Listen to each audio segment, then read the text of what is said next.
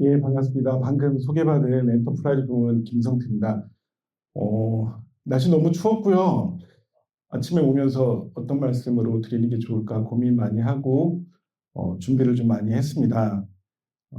이 자리에 지난해부터 이렇게 특강 들을 때 한번 서서 꼭 우리 대원 가족분들께 AI 소개를 드리고 싶었던 마음이 있었고 그 꿈을 이루는 날인 것 같습니다. 즐겁고 재미있는 시간이 됐으면 좋겠습니다. 아주 딱딱하지 않은 내용으로 준비를 했는데 좀 이제 다른 분들이 보실 때는 약간 뭐야 이거 장난하나? 이렇게 생각하실 수도 있겠지만 우리가 이해하는 차원에서 좀 봐주시면 좋을 것 같습니다. 네, CES 얘기를 좀 먼저 드리려고 했던 거고요. CES는 보시는 것처럼 지난달 7일부터 11일까지 미국 라스베가스에서 있었죠. CES는 아시는 것처럼 소비재 전자제품 쇼였었는데 이 CES가 끝나고 나서 대부분 들리는 소식이 제가 여기 몸담고 있어서 그런지 모르겠지만 8년 만에 키노트를 했던 젠슨 황 CEO의 AI에 대한 얘기가 주류를 이뤘습니다. 뉴스든지 어디서든지 국내 AI 스타트업이 CES에서 어떤 상을 받았다 이런 얘기를 듣는 것보다는 젠슨 황이 RTX 5090 블랙휠 아키텍처를 내놨는데 디지트라는 걸 내놨는데 거기에 뭐 어떤 일이 있더라 그런 얘기들이 쭉 흘러가기 때문에 와 CES를 모르면 안 되겠고 젠슨 황 얘기를 꼭 얘기를 드려야 되겠다 생각을 해가지고 지난주에 저희가 이제 내부적으로 공유를 좀 했었어요. 보시는 것처럼 숫자상으로 봤을 때 전체 참석자 인원이 14만 명 이상, 출품 회사가 4,500개, 그리고 크리에이터나 미디어에 관련된 분들이 6천 명 이상이 참석을 했다고 하는데 지난주에 그 명절 중에 저희 가족들을 만나서 이런저런 얘기를 하다 CES 얘기가 좀 있었어요. CES 얘기를 하다 보니까 유튜버 중에 경험을 리뷰하는 유튜버가 있습니다. 98만 그 팔로워를 보유하고 있는데 귀찮은 곰이라고 혹시 들어보셨나요? 귀곰이라고 탈 쓰고 본인이 전자제품 궁금한 것들을 전부 다 테스트를 해보고 경험을 나눠주고 있습니다. 100인치 TV와 115인치 TV가 같은 해상도에서 햇빛을 받았을 때 어떤 것이 더 환하게 잘 비치는지 여부를 확인하는 걸 직접 경험을 해주고 픽셀을 쏴보고 어떤 게 좋더라라는 걸 리뷰를 해줍니다. 구매자들한테 상당한 인플루언서를 제공할 수 있겠죠. 예, 그분은 쿠팡과도 연관이 돼 있어서 그분이 동영상에 링크를 달아서 쿠팡에 판매를 올리도록 지원을 해주는 그런 역할도 하고 있습니다. 그런 분도 CES에 방문을 했더라라는 생각이 들면서 내년도에는 저희 대원 가족도 CES에 반드시 참석해서 그러한 경험을 나눌 수 있는 기회가 되길 꼭 바라고 있습니다. 주로 오늘 말씀드릴 얘기는 키노트 중에 8년 만에 CES를 찾은 젠슨 황의 키노트인데요. 키노트 중에 앞부분 아주 인상적인 동영상이 있어서 동영상을 좀 공유드리도록 하겠습니다. 자막도 있으니까 편하게 보시면 되고요. AI 팩토리, AI 공장이라는 인식을 좀 심어주게 되는 것 같습니다. A new kind of factory. Generator of tokens. 토큰을 만드는 공장이라는 The 얘기고요. building blocks of AI. 그 토큰 만드는 공장은 AI를 만들기 위한 블록이 된다. The first step into an extraordinary world where endless possibilities are born. 전부 다 AI로 만들어졌던 영상이에요. Tokens transform words into knowledge and breathe life into images. They turn ideas into videos. 여기 있는 영상들은 전부 다 가공해서 만들어낸 영상들입니다. Tokens teach robots to move like the masters.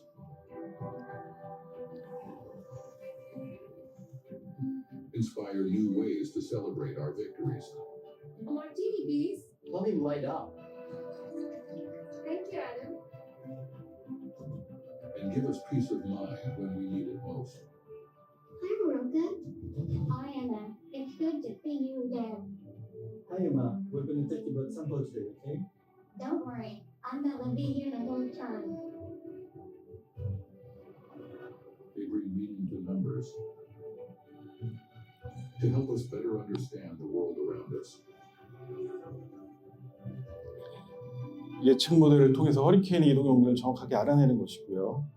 최근에 있었던 그 LA의 화재 그런 것들도 AI를 통해서 사전 예측, 예방 혹은 진압을 할 수 있다라는 얘기를 좀 하고 있습니다. and find cures for the threats within us.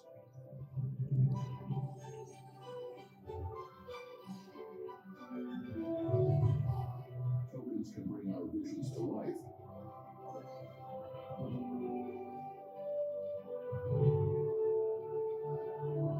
And restore what we've lost. Zachary, I got my voice back, buddy. They help us move forward. One small step at a time.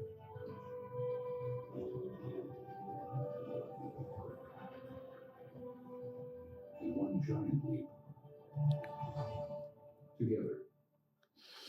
그러니까 AI 팩토리가 토큰을 생성을 해서 그걸 AI의 알고리즘을 만드는 걸로 사용된다. 그 분야들은 다양하게 있다라는 것을 상징적으로 보여주는 영상들이었고 CES에서 상영됐던 최초 젠슨 왕이 인사하기 직전에 나왔던 그 영상이고요. Is where it all begins. 예, 엔비디아 본사를 보여주면서 이렇게 영상은 마치고 있습니다. 이런 모습이었다고 합니다. 키노트를 하는데 젠슨 왕이 올라와 있고 키노트를 듣기 위해서 어느 호텔에 3시간 전에 입장을 신청해도 가지 못할 정도로 저는 지난해에 6월 컴퓨텍스 대만 행사에 갔다가 슈퍼마이크로 키노트에 젠슨 왕이 스페셜 게스트로 나와서 얘기할 때 들었었는데 정말 이런 모습처럼 젠슨 왕은 락스타인 것처럼 보입니다. 이 사람을 추종할 수밖에 없고 이 분야에 있는 한 젠슨 왕의 얘기를 귀 기울일 수밖에 없었다라는 생각을 좀 하게 됩니다. 보시는 것처럼 중간에 장인의 손길처럼 음식을 만들거나 이미지 사진, 예전 사진의 활동, 움직임을 불어넣거나 수술하는 데 있어서 사전에 가상현실 속에서 수술을 해보거나 이런 모든 것들이 가능해졌다라는 얘기가 되겠습니다. 젠슨 왕은 키노트에서 여러 가지 얘기 중에서 제일 먼저 꺼낸 얘기가 이거였죠. 성능을 대폭 향상시킨 지포스 RTX 50 시리즈 그래픽 카드를 공개를 했다. 블랙엘 아키텍처를 따지고 있다. 블랙엘은 최근에 이제 나올 B200 뭐 이런 제품들, GB200 이런 슈퍼칩, 슈퍼 컴퓨팅을 위한 칩 아키텍처를 그대로 따른 제품을 출시를 했다라는 것이고 최근에 출시가 돼서 해외에서는 텐트를 치고 대기해서 살려고 하는 사건까지 발생을 했지요. 혹시 판매하신 분들도 계시겠지만 국내 출시는 10분 만에 매진이 됐다고 합니다. RTX 50 시리즈. 그 이유는 물량이 별로 없었기 때문에 10분 만에 매진이 될 수밖에 없었다라고 합니다. 그렇지만 이 제품은 새로운 아키텍처로 기존의 성능 대비 보시는 것처럼 3배 이상, 2배 이상 그리고 AI 컴퓨팅을 지원할 수 있는 제품으로서 자리매김하고 있기 때문에 많은 관심을 가져야만 한다. 그런 얘기를 좀 드리고 싶습니다. 그럼 RTX 5090이 성능이 얼마나 좋으냐?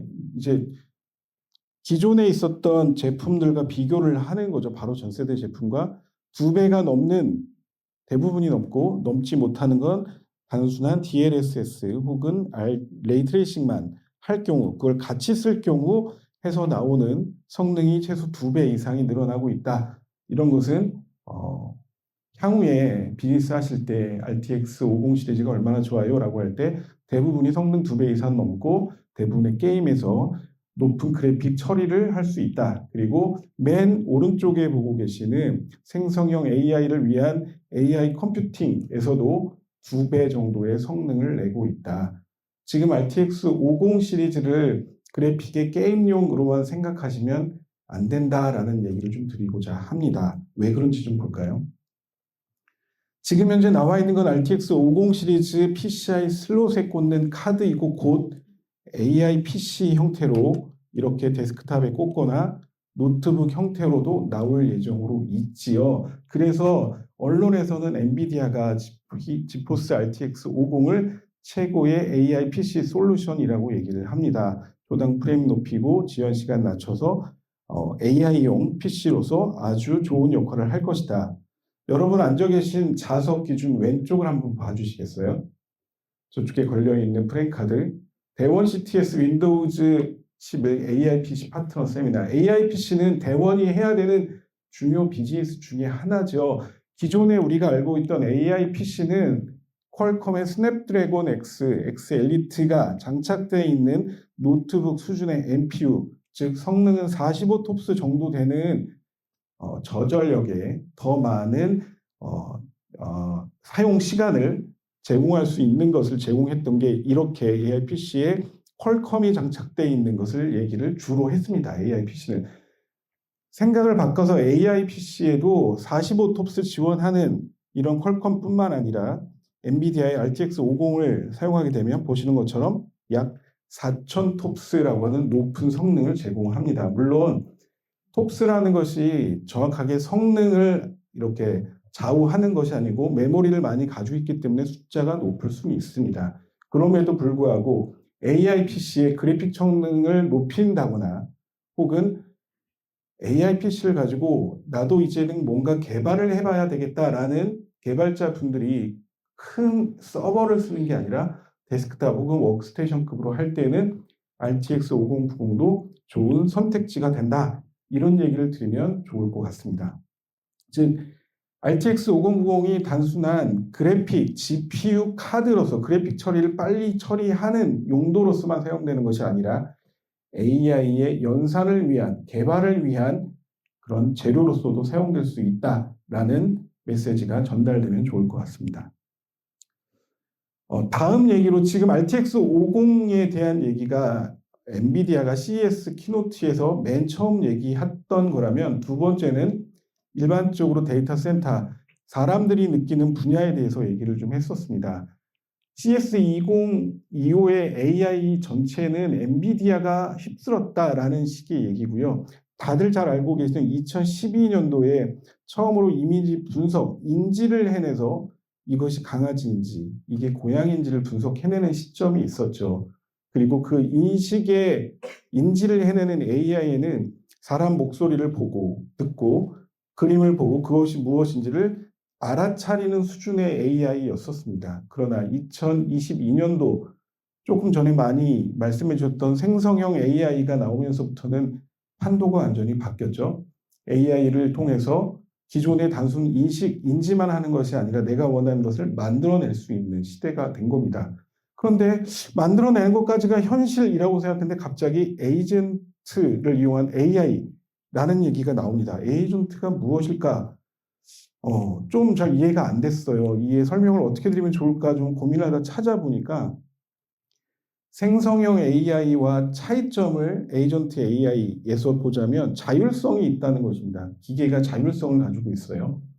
인간의 개입 없이도 독립적으로 작동하고 목표가 뭐다라고만 알려주면 그걸 달성할 수 있도록 본인들이 조율을 한다. 본인이 아니라 본 기계들끼리죠.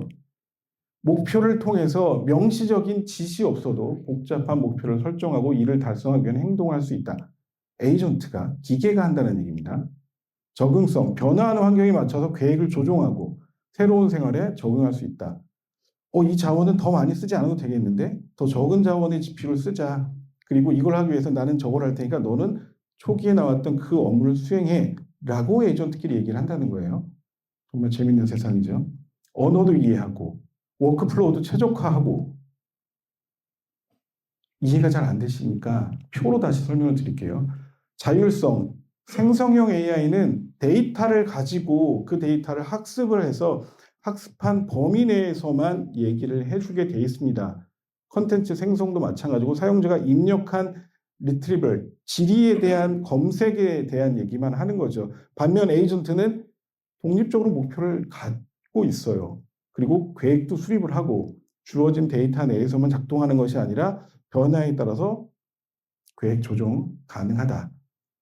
이것도 잘 이해가 안 되면 이렇게 한번 얘기를 드려보겠습니다.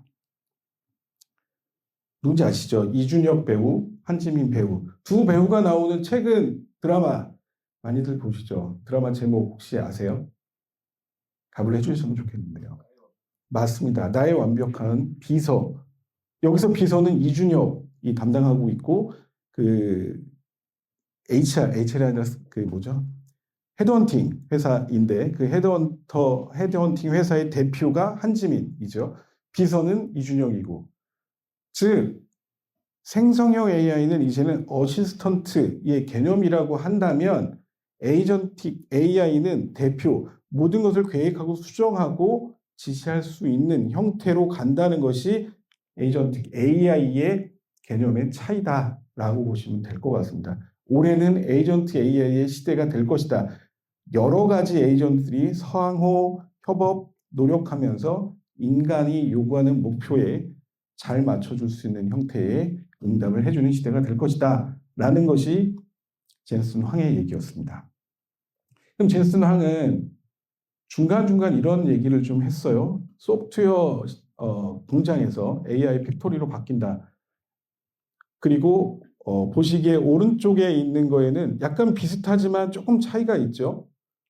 같은 거를 좀 찾아볼까요? 소프트웨어 팩토리와 AI 팩토리가 같은 발전 방향에 있다.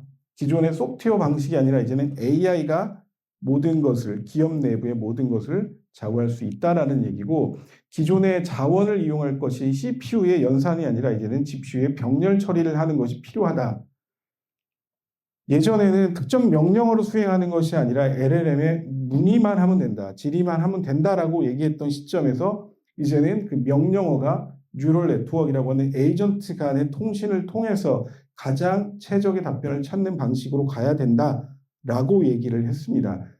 비슷하지만 다른 얘기를 하고 있죠. 지난해 6월에 했던 컴퓨텍스에서는 이렇게 LLM이 생성형 AI가 중요하다는 얘기를 꺼냈다면 6개월 정도가 지난 현 시점에서는 LLM보다는 뉴럴 네트워크를 이용한 에이전트 간의 통신이 훨씬 더 중요하다라고 하는 태세 전환이 이루어졌다고 보시면 됩니다. 생성형 AI가 지금 우리가 보는 AI의 전부다라는 시점에서 LLM을 이용한 생성형 AI의 파운데이션 모델을 이용한 좀 더 높은 수준의 뭔가를 해야 된다라고 젠슨 황은 주장을 하고 있습니다. 그것이 어떤 것이냐면 보시는 것처럼 에이전트 간에 뭐 이렇게 돌아서 같이 한다라는 얘기인데, 좀 더 저희 대원에 연관된 얘기로 설명을 좀 드려볼게요. 아까 대표님께서 설명하셨던 그 그림하고도 유사한데, 명령을 내리죠. 질의를 던지면 프롬프트화해서 검색하려고 하는 에이전트한테 보내게 되고, 이 답이 특별한 데이터를 하지 않고도 답변이 가능하다 그러면 바로 응답을 할 수 있겠고요. 그렇지 않다면 검색을 통해서 특정 데이터 소스에서 이미 축적된 데이터들을 가지고 답변을 할 수 있도록 DB 검색을 통해서 그 답이 가장 가능성이 높다라는 것으로 증강시킨 다음에 답을 생성해서 주는 겁니다. 리트리버를 오그멘티드 시켜서 생성을 하는 RAG라는 방식이고, 거기에 필요한 소스들은 DB화 만드는데 그게 X가 될지 Y가 DB가 될지는 모른다는 얘기입니다. 이것만으로 모든 대답을 할 수 있느냐? 그렇지 않다는 거죠. 그래서 또 다른 에이전트는 웹을 검색을 해야 합니다. 실시간 데이터들을 또 알아야 되기 때문에, 혹은 내부에 있는 데이터가 아니라고 하면 웹을 검색해서 하는 거죠. 지금 컴코, 패밀리 컴코에서 했었던 상품 추천에도 DB를, 우리 가지고 있는 상품 DB를 해놓고 그 제품에 대한 설명을 얻기 위해서는 웹을 검색해서 비교를 해주는 그런 것을 채택하고 있는 방식이라고 보시면 될 것 같습니다.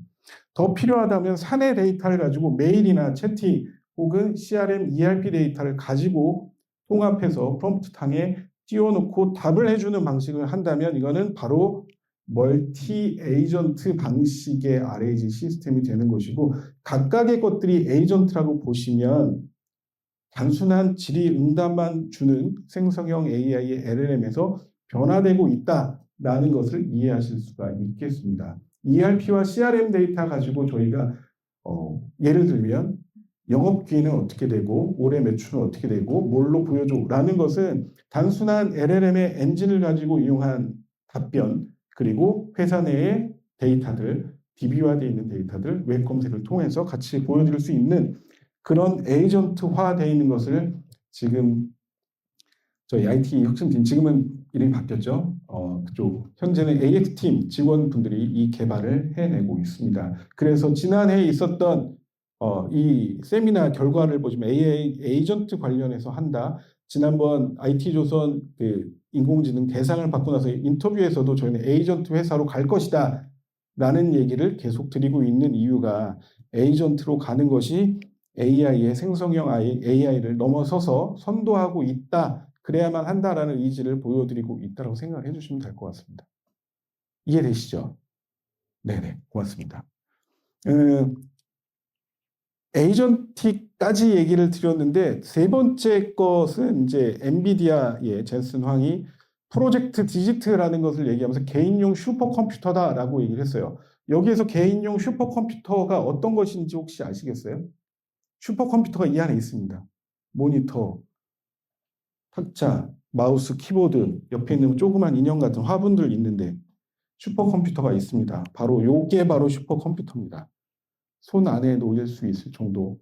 이 안에 놓이는 슈퍼컴퓨터는 보시면 엔비디아에서 단돈 얼마에 2천억 개의 파라미터 모델을 실행한다라고 되어 있어요. 아까 먼저 시간에 GPT에 관련된 얘기에서 파라미터 수가 늘어나면 늘어날수록 정답의 응답이 정확도가 높아진다고 하는데 여러분들 2022년도 11월에 출시된 오픈 AI의 챗 GPT, GPT-3 모델을 기반으로 하고 있습니다. GPT-3 모델의 파라미터 개수는 1750억 개였습니다. GPT-3 쓰시면서 놀라셨죠? GPT-3를 개발했던 오픈 AI에서는 그 개발하기 위해서 필요한 자원이 H100 GPU 2만 장이 필요했다고 합니다. 2만 장. 돈으로 따지면 엄청난 거죠. 근데 그거보다 더 많은 파라미터 개수를 가지고 추론하는 거를 손바닥에 놓일 만한 이런 장비로서 해낼 수 있다고 합니다. 놀랄 만한 일이죠. 이 장비를 살짝 뜯어볼까요? 뜯어보시면 여기 뒤에는 잘 안 보이실 텐데 GB10 슈퍼칩이라고 CPU와 GPU가 같이 있어요. 1페타플롭스, 물론 FP4라고 하는 부동소수점 아래 4자리만 가지고 하는 거기 때문에 추론 쪽에 가깝고 트레이닝을 하는 것은 아닐 수 있습니다.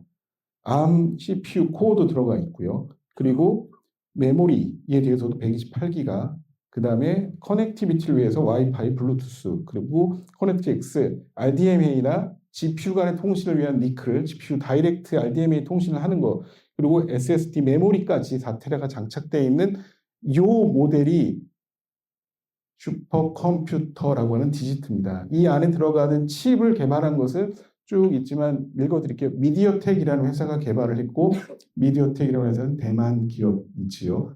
여기서 한 가지 느낄 수 있는 것은 이러한 신제품이 나올 때마다 젠슨 황이 주로 주장하는 것은 AI의 아일랜드를 만들겠다. 어디에서? 대만에서. 그리고 대만 기업끼리라는 얘기가 계속 나오고 있습니다. 상당히 주목하고 경계해야 될 부분이기도 합니다. 그래서 국내 기업들도 AI에 얼마나 더 진심으로 지금 현재는 그렇지만 젠슨 황이 요구하는 수준을 맞춘 제품들을 출시해야 하기 때문에 삼성전자가 주가가 떨어지고 뭐 이런 것들도 지금은 당장은 견뎌내야만 하는 그런 상황이라고 말씀드릴 수 있겠습니다.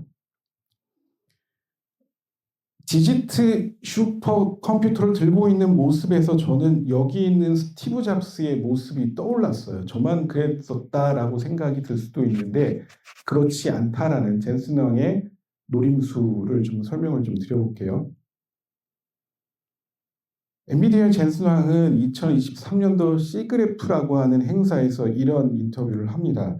AI의 아이폰의 순간이 시작되었다. 아이폰이란 얘기를 굳이 얘기를 합니다. 이번뿐만 아니죠. 여기 보시면 2023년도 8월 달에 젠슨 황 CEO는 한 번 더 얘기를 합니다. 생성 AI 시대로 아이폰의 순간이 다가오고 있다. 아이폰이란 얘기는 우리 다들 알고 계시는 모바일 시대의 혁신 아이콘이라고 알고 계시죠. 저는 그렇게 알고 있습니다. 슈퍼스타 젠슨 황이 CES에서 로봇에도 챗GPT와 같은 순간이 온다라고 하는 매우 유사한 메시지를 전달했습니다.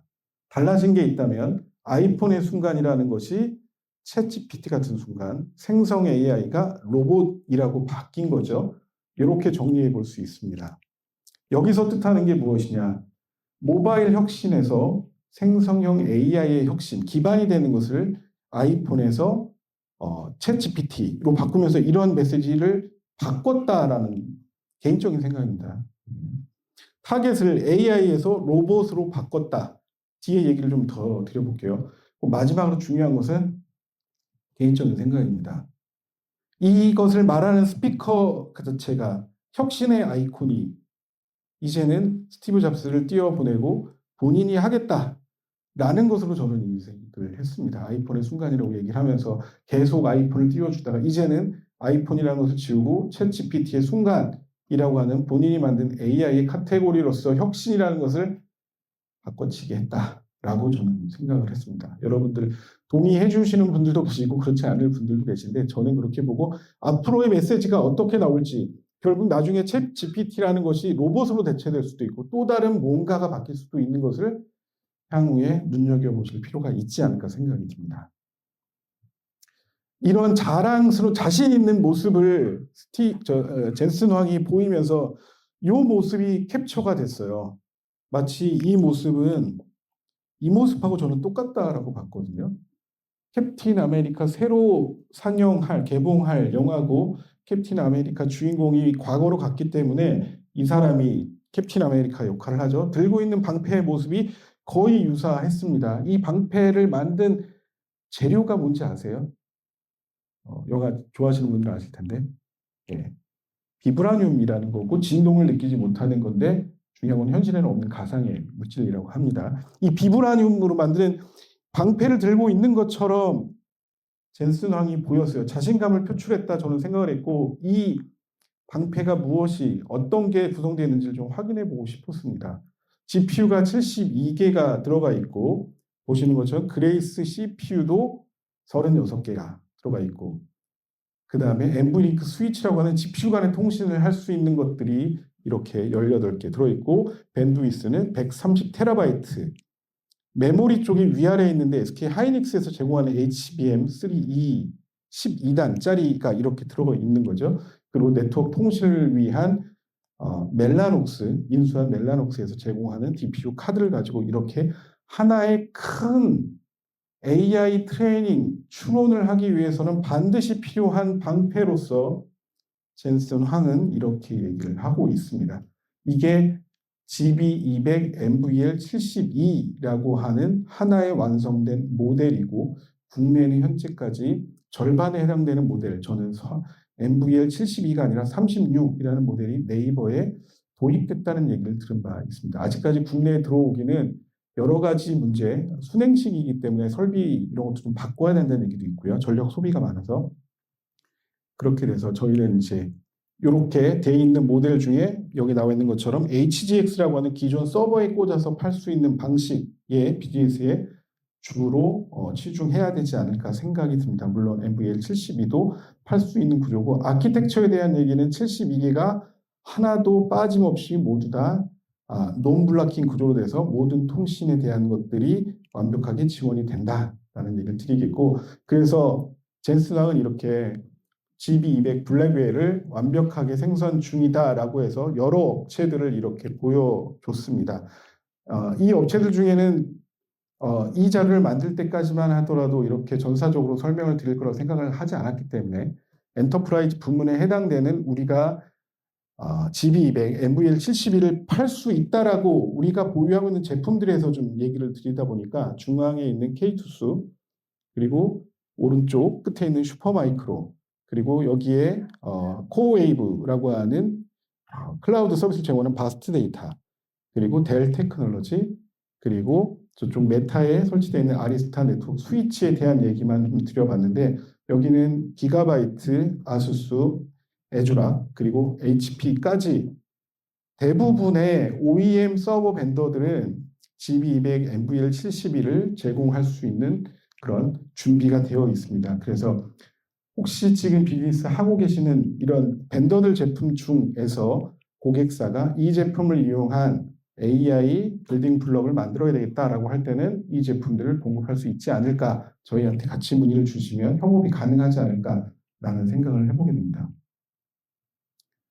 네. 지능과 컴퓨팅 능력이라는 것이 GPT 모델은 프리트레인드 모델이라고 하는 거고 사전에 많이 알려줘요. 고등학생 시절에 계속 공부를 해라 라고 얘기를 하죠. 그래야지 수능 잘 본다. 그래서 공부 많이 하는 사람들이 좋은 대학교를 갑니다.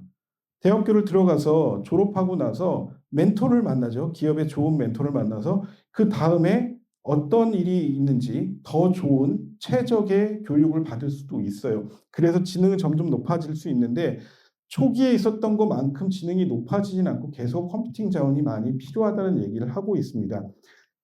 추론을 통해서 배운 것뿐만 후처리를 통해서 배운 것뿐만 아니라 추론을 통해서도 스케일링 확장에 대한 것들이 필요하다 그러면 이렇게 많이 필요하고 테스트 타임 스케일링이라고 하는 것은 아까 말씀드렸던 에이전트가 동작하는 방식과 똑같습니다.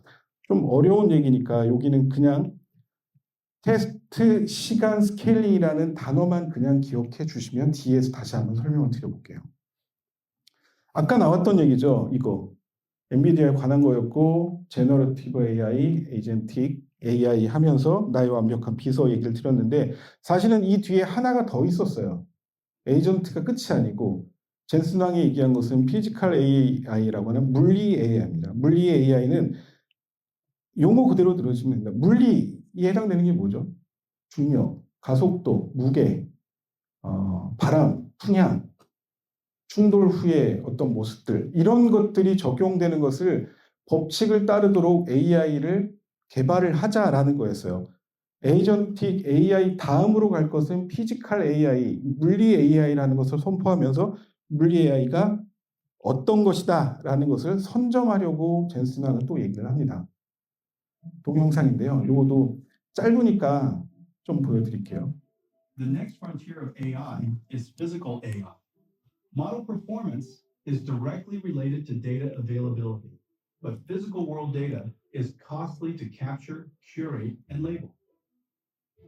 NVIDIA Cosmos is a world foundation model development platform to advance physical AI.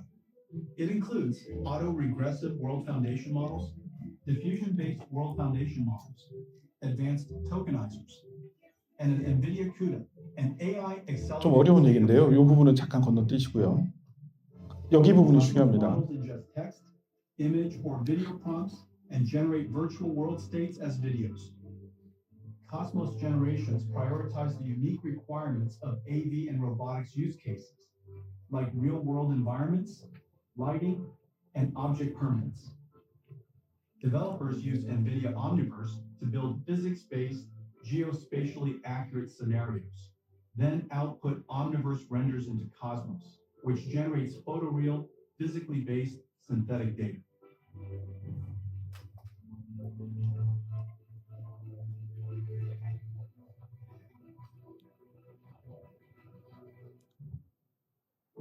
Whether diverse objects or environments, conditions like weather or time of day, or edge case scenarios. Developers use Cosmos to generate worlds for reinforcement learning AI feedback to improve policy models, or to test and validate model performance, even across multi-sensor views. Cosmos can generate tokens in real time, bringing the power of foresight and multiverse simulation to AI models, generating every possible future to help the model select the right path. Working with the world's developer ecosystem, NVIDIA is helping advance the next wave of physical AI. 피지컬 AI, 그러니까 물리 AI를 설명드리면서 어떤 분야에서 적용이 될 건지가 아까 영상에서 나온 거예요. 로봇이 상당히 많이 나왔죠. 그리고 자동차 자율주행에 대한 것도 있고, 날씨에 따라서 어떤 모습인지, 그리고 밤낮이 언제냐에 따라서, 그리고 카트가 이동하는 데 있어서 어떤 길을 가야지 안전한 길인지, 여기 나왔던 영상들 중에 실제 영상은 하나도 없습니다. 전부 다 가상으로 만들어낸 것이고, 중간에 제가 중요하다라고 얘기했던 부분이 뭐냐면 엔비디아의 코스모스라고 하는 플랫폼을 개발했는데요.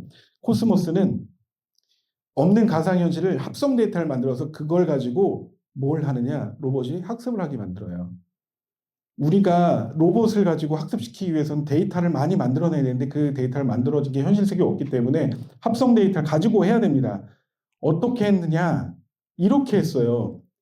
여기 있는 로봇이 옷을 옷걸이에 넣는 것이고 연구자를 위해서 따개로 병마개를 따주고 이불을 정리하거나 자는 데에 더 이렇게 해주는 어떻게 했냐면 이렇게 트레이닝을 시켰습니다.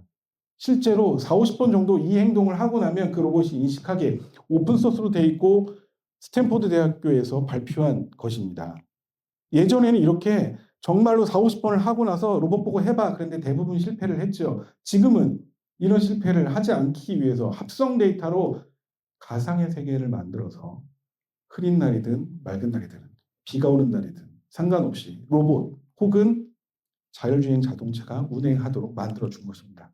그래서 로봇에 대한 것을 본인이 휩쓸겠다, 장악하겠다라는 자신감을 얘기하고 마지막으로 얘기한 블랙웰 아키텍처에 대한 얘기를 하면서 엔비디아 속에서 우리는 살 수밖에 없다라는 얘기를 하고 결론은 이렇게 내리고 있어요. 엔비디아가 전체 쇼에서 압도적인 모습을 보여줬다. 이렇게 해서 지난주에 제가 이 강의는 아니고 같이 공유를 좀 했었어요. 엔터프라이즈 부문하고. 그랬는데 일이 좀 생겼죠. 일이 좀 생겼는데 뭐냐. 연휴 명절 내내 페이스북이나 뉴스에서 나왔던 얘기가 바로 딥시크였어요. 하루도 안 빼놓고 뉴스에 나왔습니다. 딥시크에 대해서. 처음에 딥시크의 발표는 언제 나왔냐? 1월 9일 날 나왔습니다. 1월 9일은 CES가 끝나기 전 중간에 나왔죠. 젠슨 양이 발표하고 나서 와 젠슨 엔비디아 딱 나올 때 중국에서 딥시크가 딱 발표를 하면서 이런 뉴스가 있네. 가십 정도의 수준으로 나왔습니다. 세계를 놀라게 했다고 했고 파장은 어떨까라고 날짜가 바뀌면서 톤이 바뀌기 시작하죠. 경계령 중국이 따라잡았다. 1월 25일자 뉴스 이렇게 됐습니다. 그 다음 뉴스는 57년 전에 미국을 때린 스푸트니크 쇼크다. 쓰나미가 덮쳤다. 제2의 가성비 AI 딥시크 스푸트니크가 나왔다. 이런 얘기를 합니다. 스푸트니크 어저께 제가 이걸 리허설하기 위해서 엔터프라이즈 부문 분들한테 소개를 했어요. 여기서 질문이 나왔습니다. 질문이 뭐가 나올까 저는 몰랐는데 스푸트니크가 뭔가요? 이렇게 얘기를 하더라고요. 젊은 친구들은 잘 모를 수 있고 모르시는 분 계시죠? 스푸트니크 뭔지. 네. 뭐냐면 이거였어요. 소련이 지구 위성을 우주로 발사를 했는데 시속 18,000마일로 미국 상공을 4번을 통과하면서 하고 있다. 이때는 뭐냐? 우주 개발을 누가 먼저 하고 이때는 핵미사일 개발을 같이 할 때였어요. 미국은 자기네가 이길 거라 생각했는데 소련이 먼저 해서 미국한테는 완전히 나이트메어였었죠. 그 사실처럼 중국이 소련을 대신한 중국이 AI의 스푸트니크가 되고 있다고 아주 큰 경계를 하고 있습니다. 딥시크는 그래서 대부분의 국가에서 우리나라를 포함한 악마화를 시키는 게 있습니다. 저는 지금부터는 기술 얘기만 할 것이지 뭐 국가 뭐 이런 언론 이런 얘기는 하지는 않겠습니다. 잘못된 걸 쓴 거 아니야? 폭탄 제조법 문제 이런 거 아니야? 이거 뭐 다 떨어지고 여전히 써야 돼. 다 떨어져. 엔비디아 주식 17% 떨어졌어. 864조가 하루아침에 날아갔어. 다 안 좋은 얘기예요. 여기 있는 거 오늘 아침에 제가 검색했더니 2023년도 5월에도 똑같은 얘기가 있습니다. 챗GPT 해킹당해 폭탄 제조법 알려줘. 챗GPT는 미국 거기 때문에 괜찮다? 그렇지는 않다는 거죠. 기술적인 얘기만 하는 겁니다. 딥시크가 중국이지만 아직도 삼성전자는 챗GPT를 쓰지를 못합니다. 지난해 10월 18일 삼성 노조에서 가장 먼저 이재용 회장님께 요구한 게죠. 챗GPT 사용하게 해주십시오. 여전히 못 쓰고 있어요. 국내 공공기관, 금융기관에서 딥시크 쓰지 말라라고 하는 기사가 나오고 있지만 챗GPT가 공공기관에서 쓰는데 걸린 시간 2년 정도 걸렸죠. 마찬가지일 거라는 얘기입니다. 기술로만 보자는 거예요. 개인정보가 나갈 것이다. 저희가 지금 카드 가지고 계산하는데 나가는 개인정보보다 못할 겁니다. 따져보면. 저는 그렇게 보고 있어요. 질문을 어떤 걸 하느냐에 따라서 이기 때문에. 그래서 이런 얘기 나왔죠. 악마화 하고 나니까 좀 우습게 순화해서 그림도 그립니다. 리얼 데이터를 가지고 오픈AI가 챗GPT를 만들었더니 뒤에 있는 딥시크가 바로 가져간다. 이 기술을 뭐라고 얘기하냐면 증류라고 합니다. 증류 기술. 디스틸레이션 이런 건데 증류 기술은 나쁜 기술이 아니에요. 여기 있는 백종원 전문가가 뭔가를 하고 있죠. 백종원 전문가는 죽통 삼겹살 만들고 옆에 있는 흰 옷을 입으신 분은 불을 떼면서 소주를 증류식으로 만들고 있습니다. 만들기 위해서는 몇 날 며칠이 걸린다고 하고요. 이 증류 기술이 뭐냐면 바로 AI에 사용되고 있는 거예요. 큰 모델에서 갖다가 필요한 데이터만 유사한 걸 또 가질 수 있게 해주는 것. 기술 중에 하나입니다. 이건. 이 기술을 이용했을 뿐이지 불법적으로 나쁜 행동을 통해서 했다는 것은 아직까지는 조사 결과 나와 있지 않습니다. 딥시크가 좋기 때문에 이렇게 얘기를 받지 않느냐. 여기까지만 얘기를 하고 오늘은 맞춰야 될 것 같은데요. H100을 사용했다라는 얘기 있었죠. 그게 진실인지 아닌지 모르겠다라고 얘기하셨고, 그래서 저는 H100, H800의 사양 비교를 좀 해봤습니다. 성능 비교. 자, FP64에 해당하는 기능은 H800은 34분의 1, 그리고 또 다른 거는 67분의 1입니다. 성능이 엄청나게 떨어져요. 그리고 밑에 보시는 인터커넥트 밴드위스도 절반 이하입니다. 두 개가 다. NVLink-라는 거는 서로 GPU 간에 통신해야 되는 것이고 여러 큰 모델을 만들 때 필요한 기능이에요. A100 시절에도 A100의 중국 규제를 위해서 A800이 나왔죠. 그때는 성능은 하나도 건들지 않고 GPU 간의 통신을 절반보다 조금 높은 수준으로 낮춰줘. 그러면 중국에는 수출할 수 있게 해줄게. 라는 모델이었어요. 근데 H100, H800이 나올 때는 이것뿐만 아니라 이것도 50% 이하로 내려야 되고 그리고 성능도 낮춰. 그래야지만 중국에 할 수 있게 만들 거야. 라고 얘기를 했죠. 훨씬 더 규제가 강화된 겁니다. H800에서는. 근데 잠깐 좀 보실까요? 이러한 두 가지 큰 차이가 있지만 가운데 있는 걸 보시면 돼요. 가운데 있는 성능 요소들은 똑같습니다. FP8 하 대표님이 보내주신 문구에도 보면 부동소수점 8개짜리에만 가지고 딥시크는 추론 이런 걸 만들어냈다. FP8에서는 똑같은 성능입니다. H100이나 H800이나. 그 얘기는 뭐냐. H100을 막았지만 H800으로 H100과 똑같은 성능으로 딥시크는 썼다. 그래서 저사양이지만 잘했다라는 것도 있지만 사양면에서는 큰 차이가 없는 자원을 이용했다. 이것도 현실이다. H800을 사용했다면 이렇게 보실 수 있겠습니다. 휘청휘청 된다. 846조 어떠냐 얘기 나오는데 이런 기사도 있었어요. 엔비디아의 젠슨 황은 내가 말한 대로는 잘 됐어. 찬사를 보냅니다. 딥시크한테. 왜? 자기가 말했던 추론에서 완벽한 성능을 보여줬다. 그래서 결국 엔비디아의 기회가 훨씬 더 늘어날 것이다. 엔비디아가 위기냐라고 생각하지만 그렇지가 않아요. 왜? 중소기업들도 이제 H800 혹은 저사양의 GPU를 가지고도 AI를 할 수 있다는 자신감이 생겼기 때문에 우리 국내에서 파운데이션 모델 일을 만드는 회사는 몇 개 안 됩니다. 아까 말씀드렸죠. LG 엑사원, KT 미드, 카카오 있었지만 안 하기로 한 것 같고요. 오픈AI랑 하면서 몇 개 안 돼요. 회사가. 네이버에 그리고 SK에. 그 나머지 회사들은 이런 걸 해볼 엄두조차 못 냈죠. 왜? 돈이 많이 드니까. 근데 이런 걸 이용하면 가능해졌기 때문에 중소기업들이 이제 할 거다라는 얘기가 나오고 있어요. 아주 기쁜 소식도 삼성전자도 8달 가지고 해서 엔비디아에 통과를 했다. 어디에? 중국 전용 저사양 인공지능 GPU에 라고 되어 있지만 저는 저사양이라고 생각하지 않다는 얘기 아까 드렸고요. 하 대표님이 주신 얘기입니다. 네. 드롭박스 부사장님이 얘기하셨던 거. 8자리로만 기억하면 될까? 그래서 메모리 사용률을 75% 줄였어. 그리고 더 빠르게 멀티 토큰이라는 걸 쓰면 90% 정도의 정확도가 더 높아져. 2배 빠르고. 그래서 토큰도 파라미터 얼마 안 써도 돼. 보시면 똑똑하게 접근하는 게 좋다. 더 많은 GPU 투입해서 쓰는 때려박기 방식은 이젠 더 이상 돌아갈 수 없다. 이게 혁신이 됐다는 거죠. 딥시크가 어떤 기술을 썼든 데이터를 어떻게 가져왔든 간에 기술로만 보자면 저는 그렇게 판단을 좀 내렸습니다. 그래서 업계 전문가한테 제가 물어봤죠. 딥시크가 엔비디아의 위기냐? 그래서 이렇게 강력한 입지를 구축하고 있고 잠재적 위기에 직면할 수 있다. 두 번째, 첫 번째 보면 시장 경쟁이 심화되고 있고 각각의 주요 클라우드들이 자체 칩을 개발하고 두 번째는 소프트웨어 쿠다가 있었는데 오픈으로 가면서 풀리니까 경쟁력이 떨어질 수 있다. 라고 이렇게 문자 단위의 글을 보여주고 있어요. 자, 여기서 혁신이 압박이 있다. 규제 리스크를 어떻게 해야 된다. 이렇게 해야 된다라고 보여준다. 여기 지금 보셨던 이 글자들은 빨리 나오죠. 왠지 아세요? 전체를 하나로 묶어서 했기 때문입니다. 어떻게? 딥시크랑 똑같이. 멀티 토큰을 써서 문장 전체를 한꺼번에 내려보냈기 때문에 우리는 빨리 읽을 수 있는 거예요. 이 기술 누가 썼냐? 딥시크가 썼다는 거죠. 하나하나씩 보던 게 아니라 이런 기술을 이용해서 가능했다라는 걸로 봐주시면 좋겠다는 거고, 이 업계 전문가의 의견은 바로 보시는 것처럼 제가 딥시크에 물어봤던 내용을 정리해서 말씀드렸던 겁니다. 딥시크의 추론 성능은 상당히 좋습니다. 전현무가 대상을 받았던 2024 MBC 연예대상에 AI가 예측을 했다고 하죠. 전현무가 받을 거라고 딥시크에 제가 똑같이 물어봤습니다. 누가 받을 것 같아? 어제요.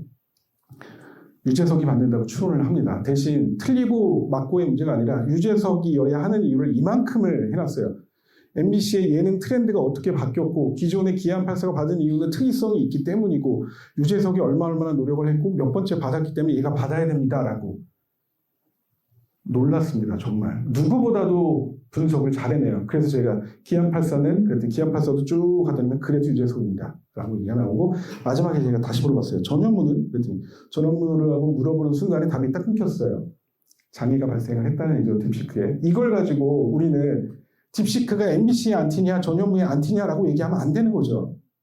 시스템의 문제이기 때문에, 기계적 장치의 문제이기 때문에 그런 시각으로 봐줘야 된다라는 생각을 마지막으로 말씀드리고, 어제 최종 뉴스들이에요. 딥시크가 어렵다라고 생각하지 마시고 신의 한 수, 한국에 기회 오고 솔토룩스 에이전트 무상 제공하고 권한대행도 34조를 풀겠다라고 얘기합니다. 딥시크 때문에. 딥노이드는 쓰겠다라고 얘기를 하고 있고요. 희망을 볼 수 있겠다라는 얘기랑 마지막으로 중소기업도 딥시크 모델 가능할 것이다 얘기합니다. 지금 우리는 정신을 차려야 되는 거죠. 중소기업들도 기존에 못했던 걸 할 수 있습니다. 위기라고 생각하면 안 되고 기회라고 생각을 해야 될 것 같습니다.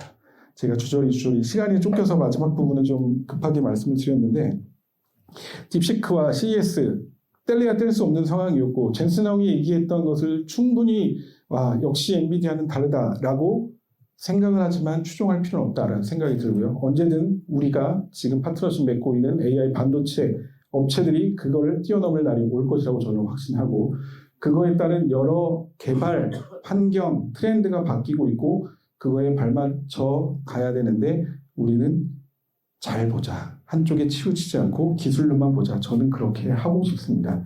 이상 발표 마치겠습니다. 감사합니다.